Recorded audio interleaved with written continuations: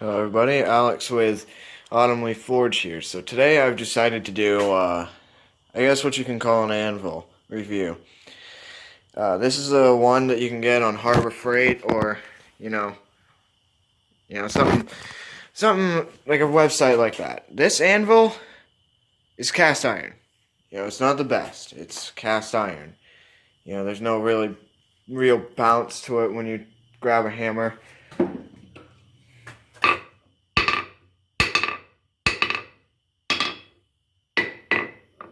It's not a real steel anvil, but it was 50 bucks. Free shipping and handling, I think. I got a deal on it. It's not bad. It's not a bad anvil. It's a little cast iron one. All these dents that you can see, I'm a beginner. So therefore I miss a lot of hits. So all these are just from like stray hammer marks. None of them are from the actual steel itself. I've had this anvil for 2.5 years, and it's not bad. My only real complaint about this anvil is the horn. As you can see, it's not truly round. It's more of a, weird shape. But it's still an anvil. I got it mounted on this old log wire brush, and I think these were 4x4s with a piece of plywood on top, or scrap board, or whatever they call it. It's in there pretty well. I've tested it out. It doesn't move. It's a good anvil. It's a good anvil setup. The anvil, 3 stars. It's not a bad anvil if you're beginning and just making a few simple knives. And the reason why I decided to go with this one is because I didn't want to get a $500 anvil. I didn't have the money for that. Sure, I may have all of this, but the tables I built myself, the vise I built myself out of scrap pieces. The charcoal I can get for 15 bucks. That I can get for 10. That stuff I make. I got that. That was my grandpa's. Those brooms and stuff, they cost 10 bucks. Brake drums I got for free. Tables I built. Everything I built and gotten for free. Or if not free, then, they were really cheap. By the way, I don't know where that came from. That was automatically on the wall. Anyway, the anvil isn't that bad. It's got a little step, the face, the horn. It's got the hardy hole. It can dent out pretty easy if you hit it hard enough, but, I mean, this is my heaviest hammer. It's a 2.5 pound. It's not bad. You don't really see a mark where I just hit, do you? I just hit right there.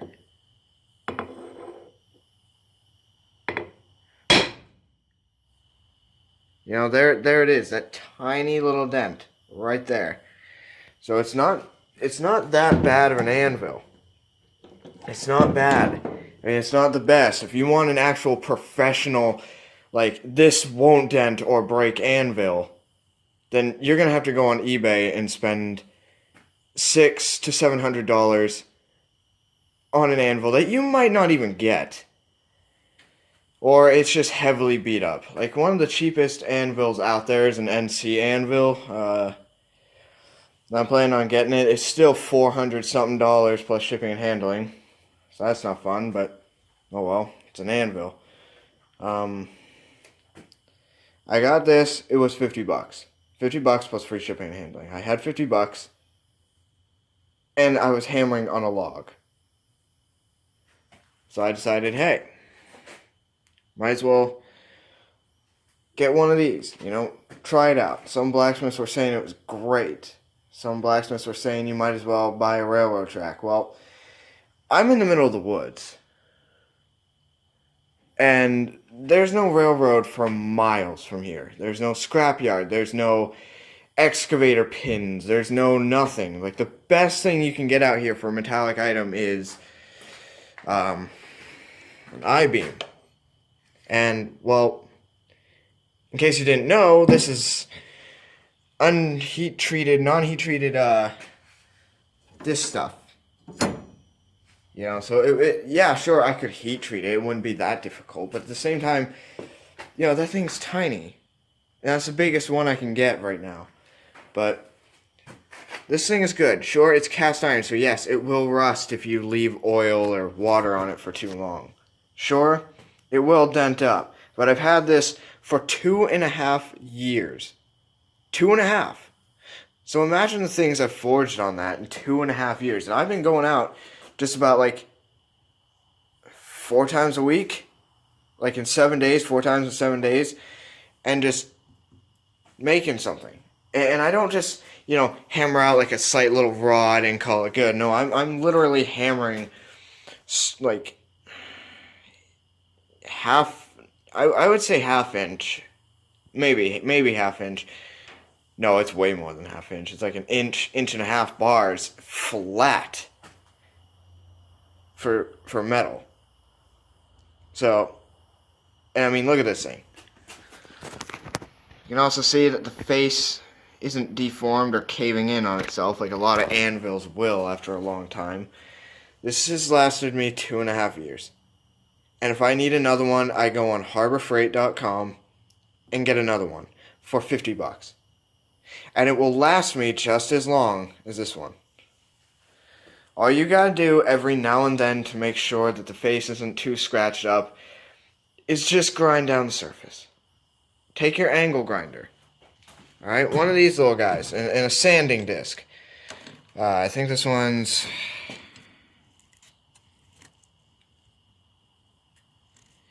80 grit. Take it, go across the surface as many times as you need until the surface is flat and there are very few dents.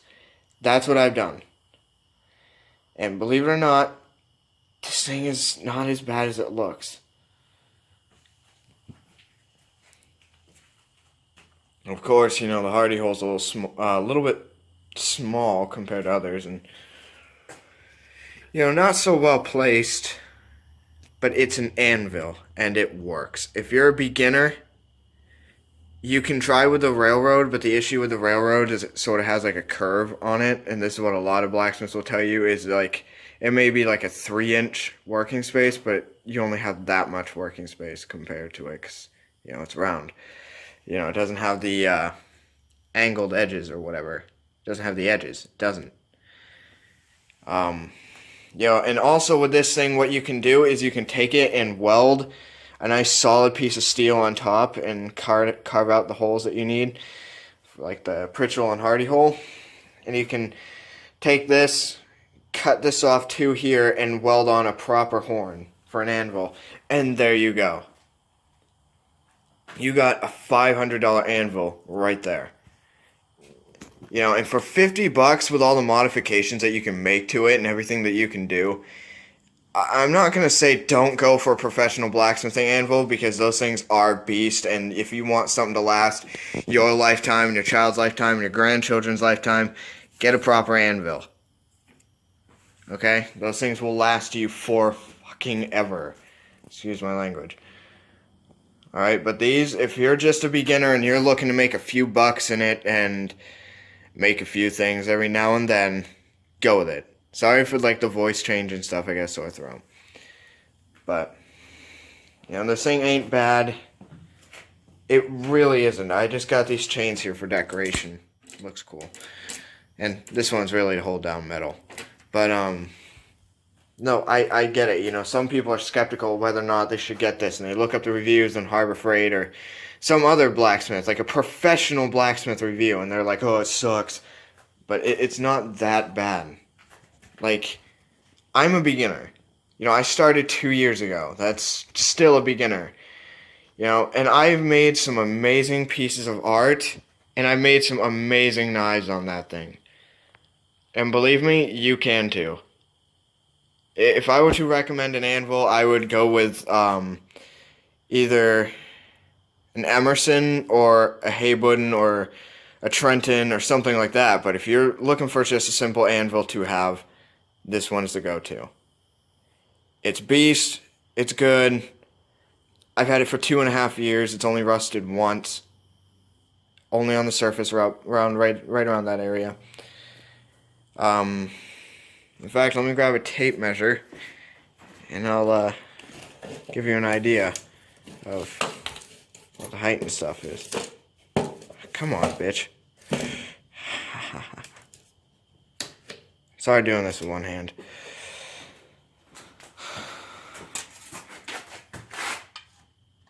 Alright, so it's a 4-inch by 9, 4 by 9. So overall length is, I say, about 15 inches. And its height is 6.5. You know, with a 1-inch by 1-inch hardy hole. It's a good anvil. Okay, just believe me on this. This thing is reliable. Alright, I've gone with those other anvils, like those other so-called professional anvils. I've gone with them, and they suck. I've gone with I-beam. They suck. But this thing, it's worth the money. Because if you're a beginner and you don't have much money to put into it, this is your go-to right here. I can promise you, as long as you're not, you know, beating the anvil over and over with a hammer like I do sometimes by mistake, sorry. It's good. It will last you for as long as you need. And like I said, if you got an angle grinder, which most people do, and if you don't, Harbor Freight sells one for cheap too. In fact, that's what that one is a Harbor Freight little thing. But yeah, sure, it's beat up, but like I said, I've had it for 2.5 years. That's a long time. And I actually haven't taken the angle grinder to it in 7 months. And I've been out here forging just about every day. You know, making something. It's not a bad anvil, okay? My biggest complaint about it is the horn. You know, like, some blacksmiths will complain that, oh, the surface sucks. Like, yeah, it does, but at the same time, it's a $50 fucking anvil. What do you expect? But when you go with the horn, that's my biggest complaint. Like, there's just no way you can round it out. But I have this little tool here, so this helps with making small scrolls and stuff. Got all my little tools there, and I got everything I need, so I'm not too disappointed. But my view on the anvil, go with it. You will not be disappointed. It's a beautiful piece of cast iron, and if you treat it right and you take care of it, or even if you want to make some modifications to it, it's hands down, it's just, this is the anvil to go to. Alright, as a beginner blacksmith who doesn't make much and just barely makes enough to get by, this thing will work. Of course, you're going to need to upgrade in the future. You know, as you get more professional, you're going to need to upgrade. But if you're a beginner like me, and you're just doing it for a hobby, or you're literally just starting off, get it. Okay? Don't waste time. I know. Sounds stupid. Cast iron anvil.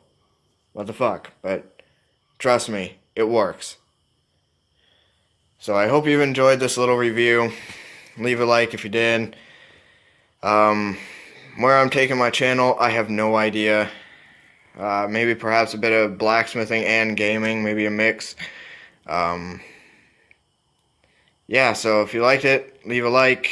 Maybe leave a comment saying your opinion on the anvil if you've had it, or if you have a question, leave a comment. I will answer. Yeah, so have a wonderful day and or night.